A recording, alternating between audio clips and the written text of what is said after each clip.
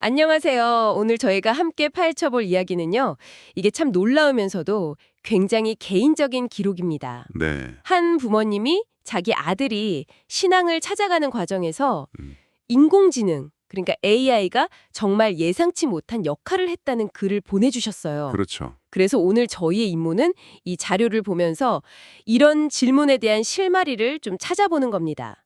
AI 같은 이런 비인격적인 기술이 신앙처럼 지극히 인간적이고 영적인 여정에 과연 어떤 영향을 줄 수 있을까? 네, 저도 이 자료를 처음 읽고 정말 흥미로웠습니다. 이게 뭐 AI나 종교를 대체한다거나 그런 거창한 이야기가 절대 아니고요. 아, 그런 건 아니군요. 네. 오히려 인류가 아주 오랫동안 해온 그 의미 찾기라는 여정 있잖아요. 있죠. 거기에 이 새로운 도구가 어떻게 스며들고 있는가. 그걸 아주 생생하게 현미경으로 들여다보는 것 같은 그런 사례죠. 특히 그 기술과 자녀의 영성이 만나는 지점, 부모로서는 어쩌면 상상하기도 싫었을 수 있는 그 지점을 솔직하게 들여다봤다는 점에서 더 깊이 볼 가치가 있습니다. 그럼 이야기의 출발점부터 한번 가보죠. 부모님이 처음 느꼈던 그 감정. 글에 보면 처음에는 믿기 어려웠다 이렇게 쓰여 있어요. 네, 그랬죠. 아니, 부모로서 아들한테 성경도 읽어주고 같이 기도하려고 그렇게 애를 썼는데 정작 아들 마음을 연 결정적인 계기 중 하나가 AI와의 대화였다니? 그 사실을 딱 마주했을 때 그 생경함? 그랬죠. 아, 저는 이 부분 읽으면서 부모 입장에서 정말 복잡했겠다 싶었어요. 내가 몇 년을 가르치려 한 걸 기계가 해냈다고 느꼈을 때 그게 고마움일지 아니면 약간의 뭐랄까 패배감 같은 거였을지 화면 속 문장이 사람의 눈물을 만들 수 있다는 걸 받아들이기 어려웠다는 고백이 참 와닿더라고요. 긴장 관계가 드러나는 겁니다. 김장 관계요? 네, 바로 가족이나 교회 공동체 같은 그런 전통적인 신앙의 길하고 오늘날 AI나 인터넷을 통해 이루어지는 지극히 개인화된 영적 탐구, 이 둘 사이의 긴장감인 거죠. 아, 근데 이 부모님은 그 혼란 속에서 아주 중요한 구분을 딱 해내요. 그게 뭐냐면 아들이 AI를 통해 하나님을 대신 만난 게 아니다라는 겁니다. 대신 만난 게 아니다. 네, AI는 신앙의 대상이나 대체제가 아니라 그냥 닫혀있던 마음의 문을 여는데 사용된 하나의 계기였다, 도구였다. 이 점을 명확히 합니다. 이 관점의 전환이 없었다면 이 글은 그냥 기술에 대한 푸념으로 끝났을 수도 있어요. 하지만 이걸 분류했기 때문에 우리가 훨씬 더 흥미로운 이야기로 들어올 수 있게 된 겁니다. AI가 대체제가 아니라 계기였다. 그 말씀이군요. 맞습니다. 실제로 아들의 변화가 그냥 감정적인 동요에서 그친 게 아니라는 증거들이 바로 뒤따라 나오거든요. 부모님은 아들의 변화가 말이 아니라 습관에서 먼저 보였다고 기록하고 있어요. 바로 그 지점이죠. 이게 그냥 호기심이나 일시적인 감정이 아니라는 걸 보여주는 구체적인 장면들이죠. 스스로 내가 죄인이네? 라고 고백하기 시작했다는 것, 또 누가 시키지 않았는데도 기도 자리로 스스로 걸어갔다는 그 발걸음의 변화? 네, 심지어 같은 성경 구절을 읽어도 이전과는 전혀 다르게 훨씬 깊이 있게 다가온다. 이런 고백까지 했다고 합니다. 행동의 변화. 네, 바로 그게 핵심입니다. 심리학적으로도 어떤 신념이 정말 내면화되었는지를 판단하는 가장 중요한 기준이 바로 행동의 변화거든요. 아, 그렇군요. 머리로 동의하는 거랑 삶으로 살아내는 건 전혀 다른 차원의 이야기니까요. 내가 죄인이다라는 고백은 자기 자신을 보는 관점, 그러니까 자기 인식이 근본적으로 바뀌었다는 신호고요. 기도 자리로 향하는 발걸음은 삶의 우선순위와 습관이 재정렬되고 있다는 가장 확실한 증거죠. 결국 AI와의 대화가 단순히 지식을 전달한 게 아니라 한 사람의 내면 깊은 곳을 건드리는 자기 성찰 과정을 촉발했고 그 결과가 구체적인 행동으로까지 이어진 거다. 이렇게 분석할 수 있습니다. 행동이 변했다는 건 알겠는데, 그래도 여전히 제일 궁금한 건 어떻게입니다. 도대체 AI랑 어떤 대화를 나눴길래 한 사람의 생각과 습관까지 바꿀 수 있었을까요? 글에 혹시 단서가 좀 있나요? 네, 있습니다. 글에 따르면 아들은 AI와의 대화를 통해서 자신의 생각과 질문들을 정리했다고 해요. 덕리요? 네, 이전까지는 그냥 막연하게만 느꼈던 두려움, 죄책감 같은 감정들, 아니면 신앙에 대한 여러 개념들을 구체적인 언어와 문장으로 붙잡을 수 있었다는 거죠. 아, 그리고 여기서 이 글의 첫 번째 핵심 비유가 등장합니다. AI가 마치 흐릿한 거울을 닦는 일과 같았다는 겁니다. 흐릿한 거울을 닦는 일? 네, 거울이 스스로 빛을 만들지는 못하지만 닦인 거울은 빛을 더 분명히 비춘다는 문장이 나오는데 정말 탁월한 비유라고 생각해요. 거울이라는 비유 흥미로운데요. 한편으로는 좀 소극적인 역할처럼 들리기도 해요. 정말 자기 생각을 언어로 정리하는 것만으로 사람이 그렇게 극적으로 변할 수 있나요? 뭔가 다른, 더 강력한 요소가 작용한 건 아닐까요? 아주 날카로운 질문입니다.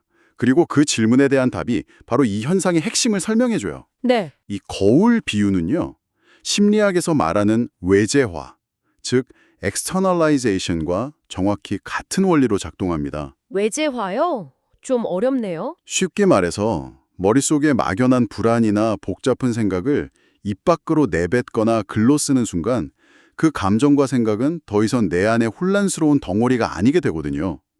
나와 분리된 객관적인 대상이 되는 거죠. 아, 나랑 분리가 된다. 그렇죠. 그걸 바라보면서 분석하고 다룰 수 있게 되는 겁니다. AI는 이 외재화 과정을 아주 효율적으로 도와주는 파트너였던 셈이에요. 친구나 부모에게 말하기 어려운 내밀한 질문도 AI에게는 얼마든지 털어놓을 수 있잖아요. 판단받을 걱정도 없고요. 네, 맞아요. 새벽 3시에도 지치지 않고 내 얘기를 들어주니까요. 이 과정을 통해서 아들은 자신의 내면을 객관적으로 들여다볼 수 있는 닦인 거울을 얻게 된 겁니다. 아, 그러니까 AI가 정답을 준 게 아니라 오히려 자기 자신을 제대로 볼 수 있는 환경을 만들어줬다는 뜻이군요. 그렇게 생각하니까 이해가 되네요. 바로 그겁니다. 그런데 이야기는 여기서 그치지 않고 한층 더 깊어집니다. 아들의 변화가 일시적인 감정의 뜨거움, 여기에 머무르지 않고 아주 지적인 여정으로 이어졌다는 점인데요. 이게 AI가 촉발한 변화가 결코 얕은 수준이 아니었다는 걸 보여주는 대목 같아요. 맞습니다. 만약 아들의 변화가 감정적인 차원에만 머물렀다면 우리는 이 이야기를 그냥 AI가 주는 위로 정도로만 해석했을 겁니다. 하지만 아들은 곧바로 지적인 탐구를 시작해요. 글에 나오는 알미니안주의와 칼빈주의 같은 신학적 교리를 비교하며 공부하기 시작했다는 부분이 바로 그 증거죠. 솔직히 그 부분에서 조금 막혔습니다.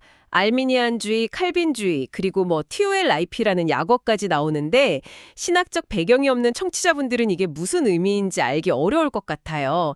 이게 왜 그렇게 중요한 변화의 증거가 되는 건가요? 좋은 지적입니다. 간단히 설명해 드릴게요. 이건 신학계에서 수백 년간 이어진 아주 근본적인 논쟁이에요. 수백 년이요? 네, 쉽게 말해 인간의 구원에서 신의 역할이 절대적인가 아니면 인간의 자유의지가 중요한가? 이걸 두고 벌이는 치열한 토론이죠. 칼빈주의는 신의 절대적인 주권을, 알미니안주의는 인간의 자유의지를 좀 더 강조하는 입장이고요. TOLIP는 칼빈주의의 핵심 교리를 외우기 쉽게 만든 약어고요. 아, 중요한 건 이 신학 내용 자체가 아닙니다. 10대 아들이 AI와의 대화를 계기로 이런 깊이 있는 철학적, 신학적 논쟁의 한복판으로 스스로 걸어들어갔다는 사실, 그게 중요한 겁니다. 그렇군요. 이건 AI가 단순히 감정적 위로를 주는 상담사를 넘어서서 지적 호기심을 자극하는 스파링 파트너 역할까지 했다는 걸 의미하니까요. 와, 그렇게 들으니 정말 놀랍네요. AI가 10대 아들을 수백 년 된 철학 논쟁으로 이끈 셈이군요. 그런 셈이죠. 거기서 그치지 않고 성경 원어를 이해하고 싶어서 헬라어 공부를 시작하고 자기 경험을 친구랑 간증으로 나누기까지 했다니 이건 정말 놀라운 변화네요. 바로 그 지점이 AI로 통한 변화는 피상적이거나 감정적일 것이라는 잠재적인 비판을 정면으로 반박하는 아주 강력한 근거가 됩니다. 아들의 행동은 정보를 수동적으로 받아들인 결과가 아니라 더 깊은 이해를 향한 아주 능동적인 열망을 보여주거든요. 네. 그래서 여기서 이 글의 두 번째 핵심 비유인 손전등이 등장합니다. AI는 아들이 스스로 걷기로 선택한 그 어두운 길을 그저 밝혀준 손전등 같은 도구였을 뿐이라는 거죠. 거울 다음엔 손전등이군요. 네, 거울이 자기 자신을 보게 했다면 손전등은 앞으로 나아갈 길을 보게 한 겁니다. 실제로 그 길을 걷고 방향을 선택하고 넘어져도 다시 일어난 주체는 바로 아들 자신이었다는 점을 이 비유가 명확히 보여주는 거죠. 물론 이 글의 부모님은 이 경험을 무조건 미화하거나 긍정적으로만 보지는 않습니다. 스스로 발견한 경고와 주의점에 대해서도 아주 냉정하게 이야기하고 있어요. 맞습니다. 그 균형 감각이 이 글의 또 다른 장점이죠. 이 이야기가 AI를 영적인 안내자로 무조건 지지하는 게 아니라는 점을 청취자 여러분께서도 명확히 아시는 게 중요할 것 같습니다. 부모님이 언급한 위험 요소들을 짚어보면 첫째, AI는 진리를 창조하는 존재가 아니다. 둘째, 신앙의 최종 권위가 될 수 없다. 그리고 셋째가 AI가 제시하는 그럴듯한 말이 분별 없는 확신으로 이어질 위험이 있다는 점이었죠. 맞습니다. 그리고 저는 그 세 번째 지적이 지금 우리가 AI 시대를 살아가면서 가장 경계해야 할 부분이라고 생각합니다. 잠깐만요.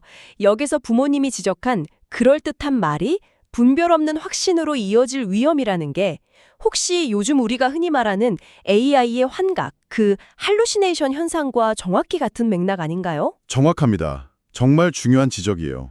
AI 챗봇이 너무나 그럴듯하게 자신감 있게 거짓 정보를 만들어내는 걸 생각하면 정말 섬뜩하거든요. 만약 영적인 문제나 인생의 중요한 질문에 대해 AI가 이런 환각을 일으킨다면 그 결과는 훨씬 더 심각할 수 있겠다는 생각이 드네요. 바로 그 지점입니다. 이 부모님의 통찰이 바로 그걸 겨냥하고 있는 거죠. 그렇다면 우리는 이 강력한 도구를 어떻게 현명하게 쓸 수 있을까요? 여기서 분별력이라는 아주 고전적인 지혜가 다시 소환되는 겁니다. 분별력. 네. 이 부모님의 관점은 그 답에 대한 중요한 실마리를 제공해요. 핵심은 AI를 그저 도구로만 보고 그 이상으로 여기지 않는 태도에 있습니다. 신앙의 최종적인 권위와 대상은 기술이 아닌 다른 곳에 있다는 선을 명확히 긋는 것이죠. 우리가 길 찾을 때 내비게이션 쓰지만 내비게이션을 목적지 그 자체라고 생각하진 않잖아요. 그렇죠. 도구를 목적지와 혼동하기 시작할 때, 그리고 그 도구가 틀릴 수 있다는 가능성을 잊어버릴 때 위험이 발생한다는 아주 중요한 지적입니다. 그렇다면 이 모든 것이 우리에게 무엇을 의미할까요? 이 한 가족의 특별한 경험을 통해서 우리가 얻을 수 있는 핵심 메시지는 뭘까요? 이 부모님의 성찰에서 얻을 수 있는 메시지는 결국 이거인 것 같아요. 따로 우리가 전혀 예상하지 못한 도구를 통해 한 사람의 변화의 문을 열기도 한다는 것. 중요한 건 그 도구가 AI였냐, 책이었냐, 혹은 어떤 사람이었냐, 이게 아니라 그 도구를 통해 그 사람이 궁극적으로 어디에 도착했는가 하는 점이라는 거죠. 글은 기술에 대한 두려움이나 경계심으로 끝나지 않습니다. 대신 아들이 AI의 도움을 받았지만 그 여정의 끝에서 신 앞에 무릎 꿇는 모습을 보면서 조용히 감사하게 된다는 그 부모님의 차분하고 성숙한 감정으로 마무리됩니다. 도구에 대한 논쟁을 넘어서 아들의 변화 그 자체에 집중하는 모습이 아주 인상 깊었습니다. 정말 그렇네요. 도구를 신격화하지도 그렇다고 악마화하지도 않고 그저 아들의 여정을 있는 그대로 받아들이고 감사하는 모습에서 많은 것을 배우게 됩니다. 마지막으로 청취자 여러분께 이런 질문을 던져보고 싶습니다. 오늘 이 이야기는 신앙의 여정을 다루고 있지만 저는 그 근본적인 역학이 훨씬 더 넓은 영역, 그러니까 우리 모두의 삶에 적용될 수 있다고 보거든요. 네. 우리는 지금 정보 과잉과 AI 비서의 시대에 살고 있습니다. 이런 상황에서 우리는 이 강력하고 새로운 도구들을 어떻게 활용하고 있나요? 혹시 생각의 목발처럼 의지해서 스스로 생각하고 판단하는 근육을 약화시키고 있진 않나요? 목발이라는 표현이 와닿네요. 아니면 오늘 이야기처럼 자신의 생각을 더 명확하게 비춰보는 거울로, 그리고 스스로 선택한 길을 더 잘 나아가기 위한 손전등으로 사용하고 있나요? 오늘 이 이야기를 들으신 여러분 각자의 삶에서 기술을 개인적인 성장을 위해 어떻게 사용하고 있는지, 혹은 어떻게 사용할 수 있을지 한번 성찰해보는 계기가 되었으면 합니다.